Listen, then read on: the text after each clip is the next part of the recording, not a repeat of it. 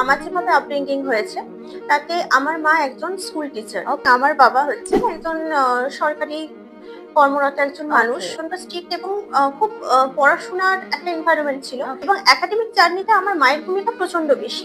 আমি medical line ছেড়েছি, আমি এগ্রিকালচার ছেড়েছি এই পিএইচডি প্রতি অ্যাফেকশনটার জন্য, বিকজ মায়ের সাবজেক্ট ছিল জুলজি, জুলজি টিচার মা। Okay. আলাদা অ্যাফেকশন ছিল সাবজেক্টের প্রতি। মা বললো যে কি করতে কি চাস? আমি জুলজি অনার্স করবো, কিন্তু পিএইচডি করতে হবে। Okay. মানে যেটাই করবে একদম হাইস্ট ডিগ্রিতে করতে হবে। Okay. এমএসসি করে হবে আমাকে না। থামলে হবে না, হুম। আমাকে পিএইচডি করতে হবে, আমাকে পোস্টডক করতে হবে, রিসার্চের সঙ্গে যুক্ত হতে হবে।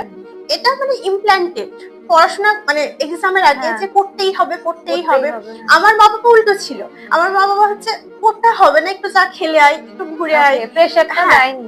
কখনো না, সেক্ষেত্রে Wow. খুব সাপোর্টিভ ছিল। খুবই সাপোর্টিভ। বাহ! তুমি যেটা ইচ্ছে তুমি করতে পারো, কিন্তু যেটাই করবে পুরোপুরি করবে। হ্যাঁ মানে কমপ্লিট হুম। সেটাতেই ডিভোটেড থাকবে। রাইট।